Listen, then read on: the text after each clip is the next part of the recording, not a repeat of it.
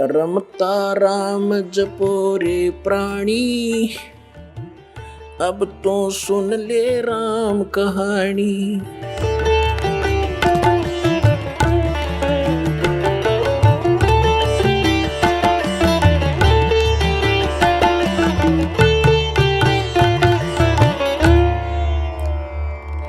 अब परमात्मा कहते हैं हिड़की दे दे रोएगी सुरता जब तू चलेगी अकेली।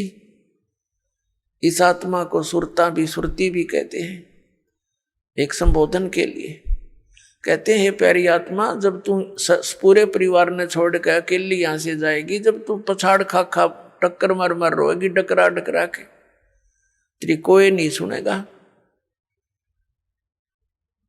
फिर क्या बताते हैं, पात जड़नता यूं कहे सुन भई तरवर राय, अब के बिछुड़े नहीं मिले ना जाने कहां गिरेंगे जाए। तरवर कहता पात से। अब क्या बताते हैं परमात्मा के पतझड़ आवत देख कर बन रोवे मन माही, ये ऊंची टहनी पात थे अब पीले हो जाई। जब पतझड़ आती है, बसंत ऋतु आती है, उसमें क्या होता है कि पहले के जितने भी पत्ते होते हैं वो सभी पीले होकर के और वृक्षों से टूट टूट कर नीचे गिर जाते हैं। अब कहते हैं उस समय वो वन रोता है अपने मन में कि ये क्या बनी इनके साथ, ये सभी निकल के टूट टूट के गिर गए सारे। जहां एक वर्ष तक उन मस्ती मार रहे थे, फड़फड़ फड़फड़ करते थे हवा के झोंकों में, कितने अच्छे लगते थे। तो ये वन संसार है और हम इन टहनियों पर चिपके हुए पत्ते हैं। ऐसे ही हम टूट टूट कर गिरते जा रहे हैं। पीले हो जाए मीन, बुढ़ा हो गए, बुढ़ापा आ गया, सफेद बाल हो गए, जाड़ दांत, अब चली एक एक करके निकलने लगी। तो समझो अब इस तरवर से टूट कर गिरने का समय आ लिया और इसका ये भी नहीं पता कब समय आ जाए। वैसे तो अंदाजा हम सभी लगाए बैठे हैं, अप्रोक्सीमेशन, कि 90, 80, 100 वर्ष तक तो जी ही जाते हैं। अब जैसे कोई आज 80 वर्ष का हो गया है तो वो इस आश तक जीवित है, रुका हुआ है कि 100 वर्ष तक तो कहते हैं जी ही जाता है, मनुष्य जीवन बना ही रहता है। और यही आस सबसे खतरनाक है हमारे लिए कि इतने वर्ष तो अभी मेरे शेष हैं, इसीलिए तो टिका हुआ है ना। तो ये फिर भगवान में दृढ़ता तो लग जाना, इसीलिए बकवादों में लग जाता है। तो यहां परमात्मा कहते हैं यह भूल भी सत्संग से समाप्त होगी आपकी।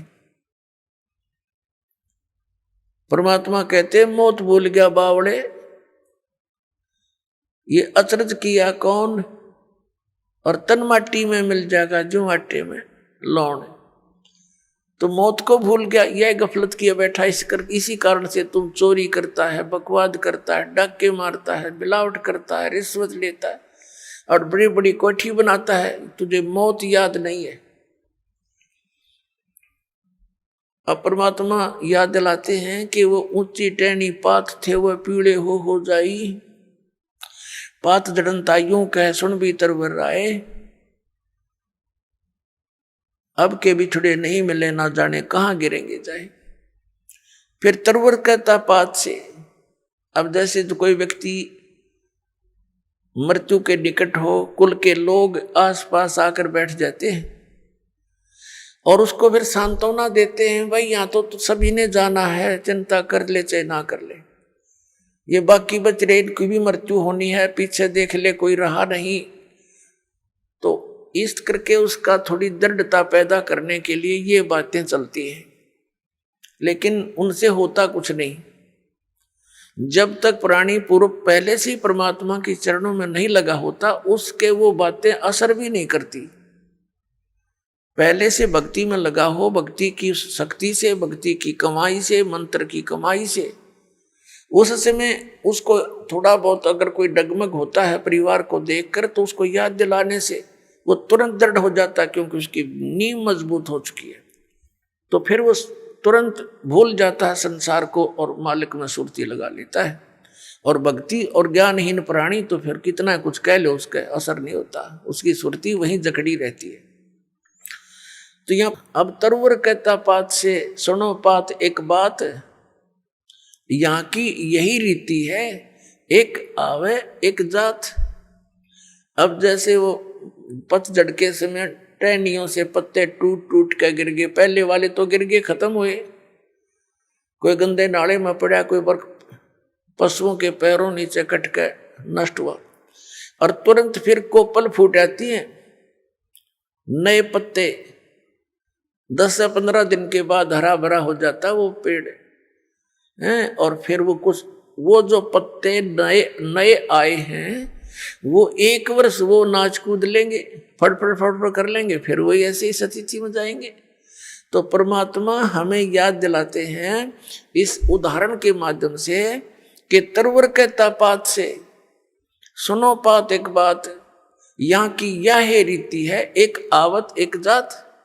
दादा की टिकट कट की पोता तैयार हो गया, अब 50 60 70 साल पाछे पोते की टिकट कटेगी, रहना कोई नहीं। तो परमात्मा हमें याद दिलाते हैं रहना नहीं देश बिराना है, ये अपना लोक नहीं है, ये देश रहने का नहीं है, और तुम वहां जाने की चेष्टा कर नहीं रहे जहां तुम्हें सर्व सुख होंगे, वहां वृद्ध अवस्था नहीं है, वहां मृत्यु नहीं होगी।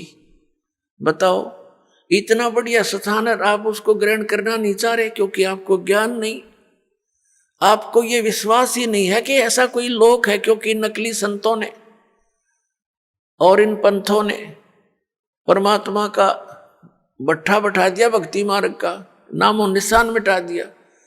महिमा गाते हैं सतलोक और सचखंड की, और वहां की व्यवस्था बताते हैं वहां तो प्रकाश ही प्रकाश है, चेतन ही चेतन है। तो उस प्रकाश में हम के टिंडे लाएंगे जाके, वहां कुछ भी कोई नहीं है। अकल है, देखो ये ज्ञान है कोई।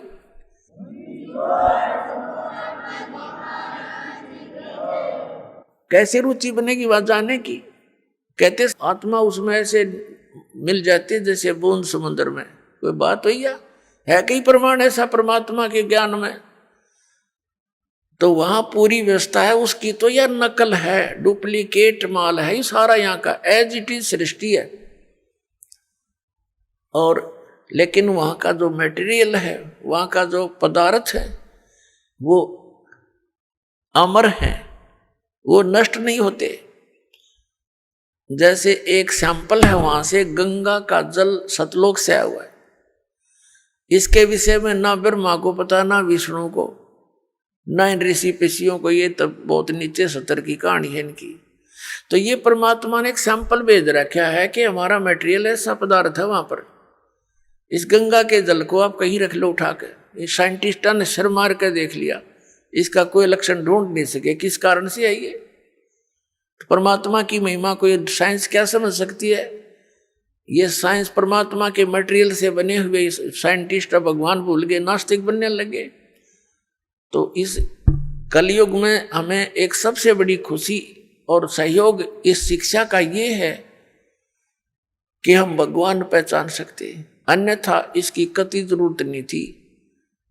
इससे क्या बना लिया, परमाणु बम बना लिया, हवाई जहाज बना ली, कार बना ली, सारा दिन फुर फुर, और शांति एक पल की भी नहीं। जहां माया का प्रवेश है वहां शांति नहीं हो सकती, ये अपना पल्ला गांठ लगा लेना, शांति होएगी।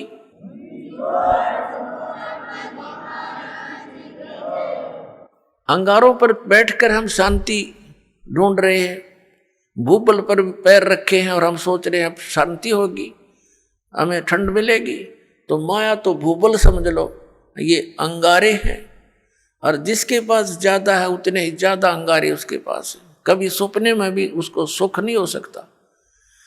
और जहां भक्ति है, परमात्मा साथ है, फिर इस माया को भी परमात्मा अपने हिसाब से सेट कर देंगे। उसके लिए परमात्मा कहते हैं माया दासी संत की भगत की, और उभय दे आशीष, विलसी और लातों छड़िया सुमर सुमर जगदीश।